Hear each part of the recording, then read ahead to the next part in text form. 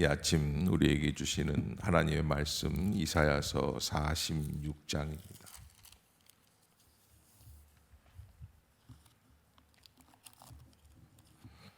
한 절씩 교독하겠습니다. 벨은 엎드러졌고 느보는 구부러졌도다. 그들의 우상들은 짐승과 가축에게 실렸으니 너희가 떠매고 다니던 그것들이 피곤한 짐승의 무거운 짐이 되었도다.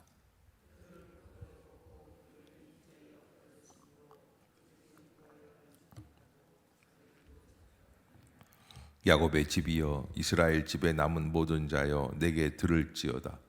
배에서 태어남으로부터 내게 안겼고 태에서 남으로부터 내게 업힌 너희여,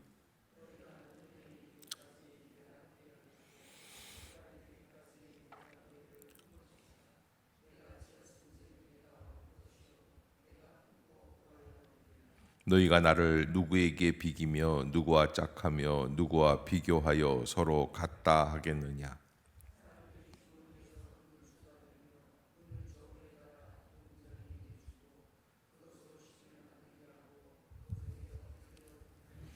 그것을 들어 어깨에 메어다가 그의 처소에 두면 그것이 서 있고 거기에서 능히 움직이지 못하며 그에게 부르짖어도 능히 응답하지 못하며 고난에서 구하여 내지도 못하느니라.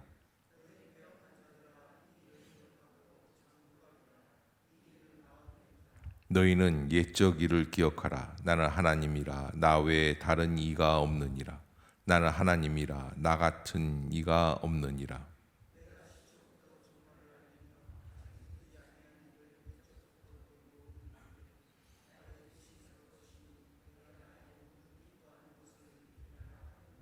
내가 동쪽에서 사나운 날짐승을 부르며 먼 나라에서 나의 뜻을 이룰 사람을 부를 것이라. 내가 말하였은즉 반드시 이룰 것이요 계획하였은즉 반드시 시행하리라. 함께 봅시다. 내가 나의 공의를 가깝게 할 것인즉 그것이 멀지 아니하나니 나의 구원이 지체하지 아니할 것이라. 내가 나의 영광인 이스라엘을 위하여 구원을 시온에 베풀리라. 아멘. 할렐루야. 이 아침 죄전을 찾으신 여러분들에게 하나님의 은혜와 평강이 함께 하시기를 축원합니다. 오늘 46장, 어제 45장 하나님께서 고레스라는 사람을 들어서 바벨론을 멸망시키시고 새로운 제국의 시대를 열겠다. 그것은 왜 그런가? 하나님께서 약속해 주신 이스라엘 백성들이 고향으로 돌아오게 하시는 구원의 역사를 이루시는 그런 역사가 하나님의 뜻이 있기 때문에 그렇게 이 일을 행하실 것이다 라고 하는 것을 말씀해 주셨습니다. 그런데 그 일을 행하시는 그 하나님의 역사가 어떻게 이루어지는가? 먼저 46장에서는 벨이라는 이름이 나오고 느보라고 하는 이름이 나옵니다. 이 벨이라는 것은 바벨론의 신을 이야기하는 거고 느보는 그 벨의 아들을 의미하고 있습니다. 자, 이 벨과 느보, 그래서 여러분 바벨론의 가장 위대한 왕이라고 했던 느부갓네살, 4살밖에 안 됐는데 그 사람이 왕이 됐어요. 굉장히 웃을 줄 알았는데 느부갓네살은 느부라고 하는 이름이 나오지 않습니까? 느부가 느보에서 나온 이름이에요. 그러니까 그만큼 아주 소중한 신이라는 거죠. 근데 왜 벨을 이야기하고 느보를 말씀을 하시느냐라고 하는 것은 이스라엘 백성들이 바벨론의 포로로 잡혀갔을 때 제일 먼저 느꼈던 것들이 뭐냐면 예루살렘 성전하고 바벨론 성전의 규모는 비교할 수 있다 없다? 비교할 수가 없는 거예요. 만약에 예루살렘 성전이 시골의 어느 초등학교 운동장이다 그러면은 바벨론의 신전은 월드컵 경기장인 거예요. 어마어마한 규모인 거예요. 있을 수 없는 그런 비교가 되어지고 자기들은 그 바벨론 국가와 전쟁을 하고 패하여서 포로로 잡혀왔단 말이에요. 자, 그러면 바벨론이 섬기고 있는 이 신이 강하냐, 우리가 섬기고 있는 여호와 신이 강하냐라는 건 고대 사람들에게는 누구나 갖고 있는 비교적인 마음입니다. 이 비교하는 거예요. 그래서 바벨론의 포로로 잡혀왔을 때에 두 가지 반응이 나오는데, 거 봐라, 우리가 섬기는 여호와라고 하는 신은 없는 거다. 아니, 약한 거다. 또 바벨론에게 있어서 바벨론의 벨은 아주 위대한 신이다 라는 생각을 가지고 있는 사람이 있는가 반면에, 더욱 하나님은 분명히 약속을 지키실 것이다 라고 하는 그런 절대적 믿음을 가지고 끝까지 감당해 나가는 사람들도 있었다는 거예요. 그런데 오늘 하나님께서 46장 1절에 벨은 엎드러졌고 느보는 구부러졌도다 라는 말씀을 하시는 거예요. 벨은 엎드러졌고 느보는 구부러졌도다. 왜 그렇습니까? 바벨론이 멸망하기 때문에 그럴 것입니다.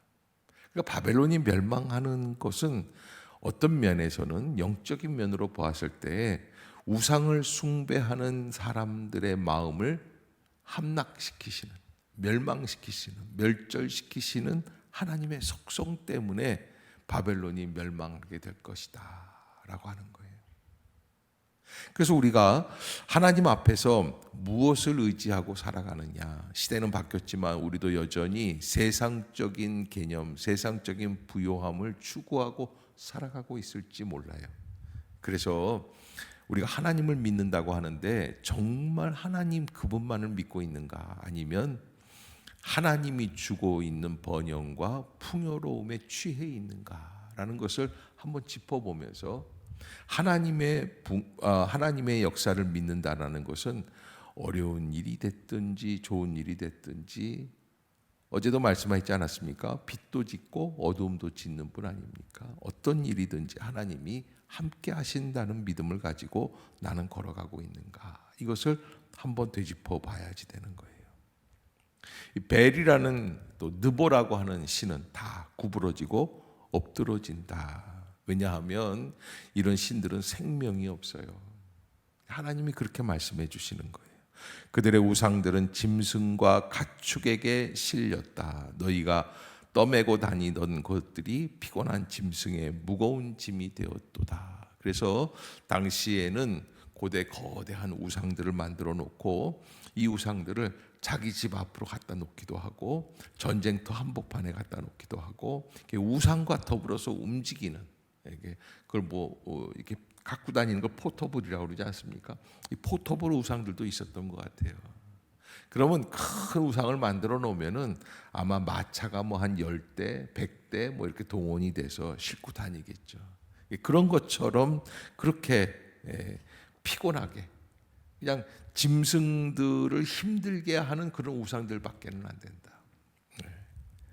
그러면서 2절에 보면 한번 같이 읽어봅시다. 시작. 그들은 구부러졌고 그들은 일제히 엎드러졌으므로 그 짐을 구하여 내지 못하고 자기들도 이제 이렇게 멸망할 거라는 거예요.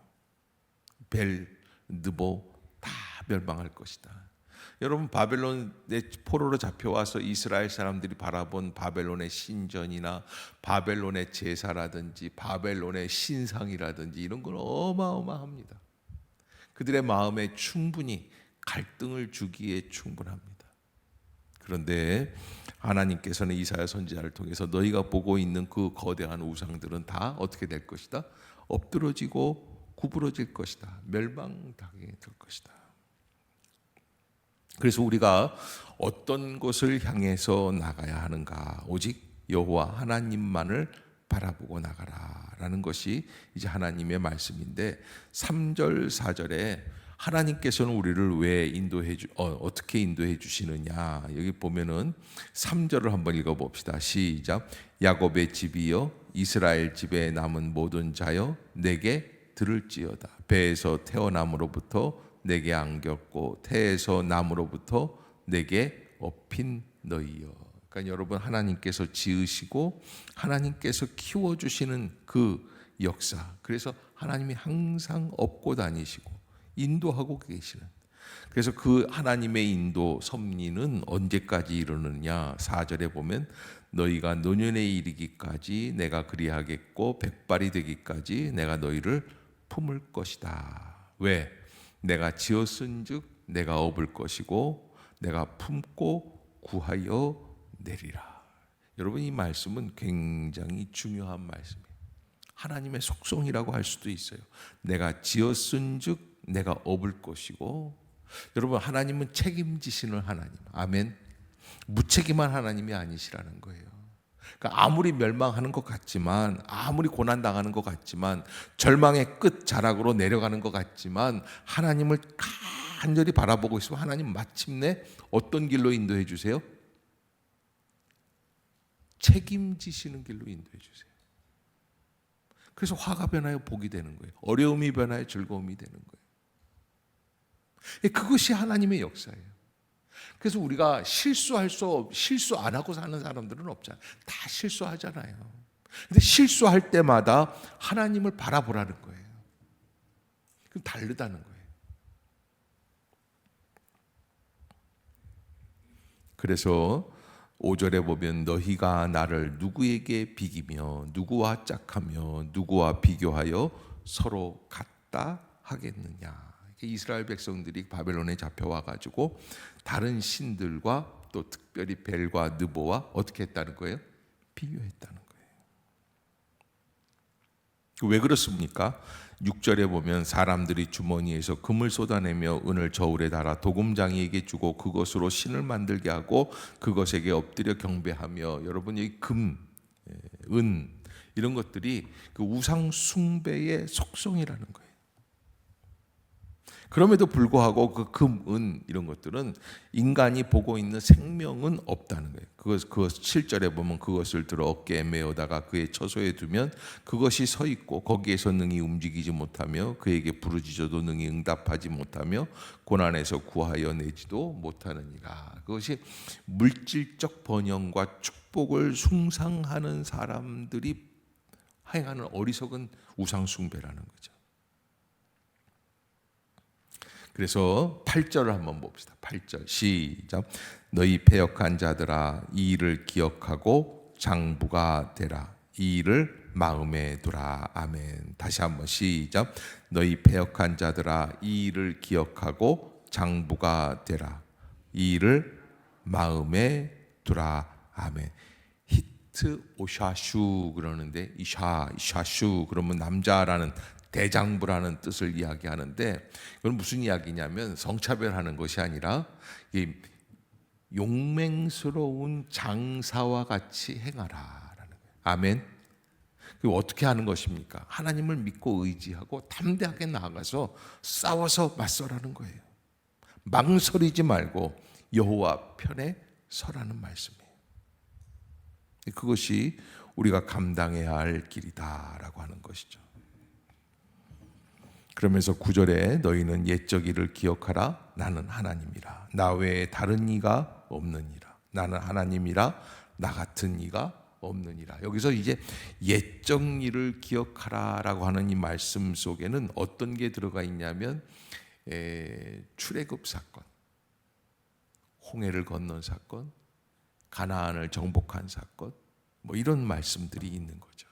아브라함을 선택하고 불러주시는 사건, 이삭의 역사, 야곱의 역사, 요셉이 들어가서 총리가 되었던 것들, 뭐 이런 사건들을 기억하라는 거예요. 그래서 옛적 일을 기억하라는 것은 아마 여기밖에는 없어요. 보통 하나님은 뭐라고 그러세요? 옛적 일을 기억하지 말라라고 말씀을 하세요. 근데 여기서 말씀하시는 거예요. 그럼 무슨 이야기냐면 지금까지 신앙생활 하면서 체험했던 것들을 잊어버리지 말자. 아멘. 여러분, 우리가 그저 뭐 돈이 있어야 사는 것 같고 건강이 있어야 사는 것 같고 권력이 있어야 사는 것 같고 누가 나를 좀 받쳐주어야 사는 것 같지만 가만히 생각해 보면 사람이 나를 인도하고 도와준 것이 아니라는 거예요. 그럼 그런 거 없어도 하나님을 의지할 때 하나님께서 우리를 온전히 인도해 주시고 붙들어 주시는 것을 잊지 말자라는 것이 바로 옛적 일을 기억하라고 하시는 하나님의 뜻입니다. 시초부터 종말을 알리며 아직 이루지 아니한 일을 옛적부터 보이고 이르기를 나의 뜻이 설 것이니 내가 나의 모든 기뻐하는 것을 이룰 것이다. 하나님은 이루시는 하나님. 아멘. 그래서 11절 시작. 내가 동쪽에서 사나운 날짐승을 부르며 먼 나라에서 나의 뜻을 이룰 사람을 부를 것이라. 내가 말하였은즉 반드시 이룰 것이요 계획하였은즉 반드시. 아멘. 내가 말하였은즉 반드시 이룰 것이요. 하나님은 한번 말씀하시고 약속하시면 어떻게 하시는 분이에요? 반드시 이루시는 분이에요. 하나님이 말씀을 안 하셨을 때가 문제예요. 하나님이 약속을 안 하셨을 때가 문제예요. 하나님이 약속하시면 반드시 이루어 주시는 거예요. 그래서 11절에 동쪽에서 사나운 날짐승, 그러면 바벨론을 멸망할 사나운 날짐승 누굴까요? 바로 어저께 묵상했던 고레스예요. 키루스라고.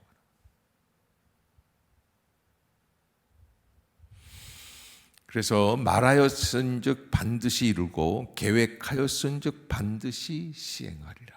이게 하나님의 속성입니다. 하나님은 한번 약속하시면 반드시 이루어지신다라는 거, 우리가 하나님 앞에서 그 주님이 말씀해 주시는 놀라운 능력들을 바라볼 수 있는 로마서 4장 한번 봅시다. 로마서 4장에서 바울은 우리에게 아브라함의 믿음을 이렇게 표현을 하고 있어요.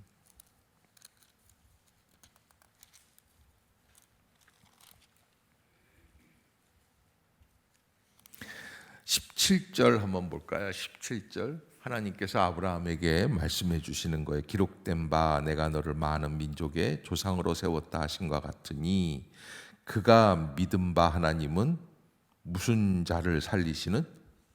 죽은 자를 살리시며 없는 것을 있는 것처럼 부르시는 이시라. 하나님이 그걸 믿은 거예요.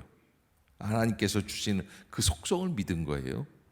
그래서 18절 어떻게 믿었나? 이게 믿음이라는 거는 다 이루어질 때, 돈이 뭐 한 10억쯤 있는 사람이 이번에 내가 뭐 유럽을 좀 가고 싶다. 하나님 가게 해주세요. 그럼 갈 거예요, 안 갈 거예요? 가지. 왜? 돈 많은데. 그거는 믿음이 아니에요. 그런데 진정한 믿음은 뭐냐? 18절 시작.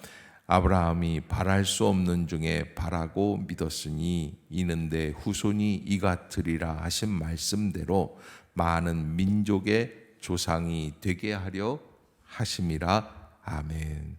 창세기 17장 18장에서 하나님께서 아브라함에게 명령해 주시고 약속해 주시는 하늘의 별과 같이 땅의 모래알 같이 이삭을 통하여서만, 내 혈육을 통해서 사라에게서 나온 자만이 내 후손이 될 것이다, 이런 약속을 듣지 않습니까? 그래서 내년 이맘때쯤 내가 아들을 낳으리니 그 이름을 이삭이라고 하지 않습니까? 그 약속을 도저히, 이게 왜 100세가 난 사람인데, 사라는 90세가 났고 경수가 다 끊어진 사람인데 어떻게 이 일이 이루어질 수 있을까? 그런데 바울이 보았을 때 그 바울이 아브라함의 믿음은 어떤 믿음이냐? 바랄 수 없는 중에 바라고 믿은 거예요. 따라해 봅시다. 바랄 수 없는 중에 바라고 믿읍시다. 불가능한 것 같은데 믿는 거예요. 이는 내 후손이 이같을. 왜 믿느냐? 하나님이 이렇게 어떻게 하셨어요? 말씀하셨기 때문에. 그래서 19절에 보면 그가 100세나 되어 자기 몸이 죽은 것 같고 사라의 태가 죽은 것 같음을 알고도 믿음이 약하여지지 아니하였다. 따라해 봅시다. 믿음이 약하여지지 맙시다. 여러분, 이거는 우리가 해야 할 일이에요. 우리가 하나님 앞에서 그 믿음이 흔들리지 않는 거예요. 그래서 로마서 4장 20절 21절 한번 같이 읽어봅시다. 시작. 믿음이 없어 하나님의 약속을 의심하지 않고 믿음으로 견고하여져서 하나님께 영광을 돌리며 약속하신 그것을 또한 능히 이루실 줄을 확신하였으니. 아멘. 그러니까 여러분, 이 아브라함이 사실은 정말 믿을 수 없는 걸 믿은 거예요. 왜냐하면 100세가 되어서 아들을 주시겠다고 말씀하시는데 어처구니가 없는 이야기인데, 그래서 믿음이 없게 되면 어떤 일들이 벌어지냐면 로마서 4장 20절에 보면 믿음이 없으면 하나님의 약속을 의심한다, 안 한다? 의심하게 돼요. 믿음이 없어 하나님의 약속을 의심하는 것, 그런 일에 빠지지 않았다는 거예요. 이게 중요해요. 믿음이 없어 하나님의 약속을 의심하지 않은 것. 그러면 어떻게 된 거예요? 믿음으로 견고하여져서. 따라해 봅시다. 믿음으로 견고하여져서. 한 번 더. 믿음으로 견고하여져서 하나님께 영광을 돌리며.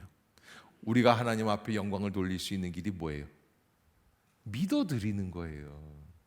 하나님 크신 일을 이루실 줄로 믿습니다 하는 거예요. 아멘. 하나님 앞에 믿어드리는 거예요. 이거 돈 드는 거 아니에요. 하나님, 내가 그 하나님 하신 일들을 모두 이루어질 줄로 믿습니다. 예?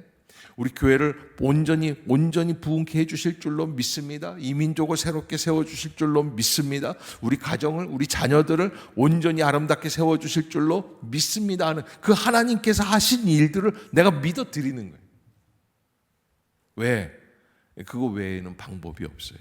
그래서 22절에 하나님께서는 아브라함에게 복을 하나 주시는데 뭘 주셨냐면 4장 22절에 그러므로 그것이 그에게 의로 여겨졌느니라 그래요.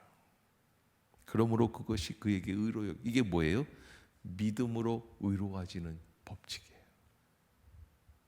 그게 뭐 행하여서 하는 게 아니라 간절히 하나님께서 하신 것을 간절히 내가 믿는 것, 그것이 우리가 하나님 앞에서 온전히 영광을 돌릴 수 있는 구원받은 백성으로 나아갈 수 있는 통로다라고 하는 거예요. 우리는 내가 뭘 자꾸 하려고 그러는데 그게 문제가 아니라 정말 진실되게 믿으라는 거예요. 아멘. 아멘. 예. 그럼 뭐 어려운 게 하나도 없잖아요. 뭐만 하면 돼요? 믿기만 하면 돼요. 그럼 믿으면 불평하면 돼요, 안 돼요? 걱정하면 돼요, 안 돼요? 집에서 걱정하고 불평하는 사람들이 있으면 010-3750-2997로 신고하세요. 왜 그거는 믿음이 아니에요. 그러니까 여러분, 하나님이 우리에게 원하시는 게 뭐냐? 믿음으로 약속하신 그것을 또한 능히 이루실 줄을 확신하는 거예요. 그게 믿음이다. 자, 이사야서 46장으로 다시 돌아와서 내가 말하였은즉 반드시 이룰 것이요 계획하였은즉 반드시 시행하리라. 하나님은 분명히 약속하신 것을 이루시는 하나님이시다. 그것이 지체하지 아니하고 이루어질 것이다 라는 것을 오늘 13절까지 말씀해 주십니다. 우리는 세상적인 부귀, 영화, 번영, 축복, 어쩌면 이런 속성들을 아직까지 우리 마음속에서도 내놓지 못하고 내버리지 못하고 거기에 얽매여 있을 때가 있는데, 하나님 가끔 우리에게 어려움을 주실 때가 있는데 그건 하나님과 하나님이 주시는 축복을 구별하지 못했기 때문에. 여러분, 하나님은 하나님이에요. 하나님이 주신 진주 목걸이가 하나님이 아니에요. 아멘. 굉장히 어려운 얘기인데 아시겠어요? 하나님이 하나님이시지 하나님이 주신 진주 목걸이, 자동차, 아파트, 하나님이 주신 부귀, 영화가 하나님이 아니세요. 아멘. 그러게 헷갈리지 맙시다. 비교하려고 하지 맙시다. 주신 거 안에서 자꾸 하나님을 잊어버리지 맙시다. 아멘. 여러분, 새로워지는 아침이 될 수 있기를 주의 이름으로 축복합니다. 기도하겠습니다.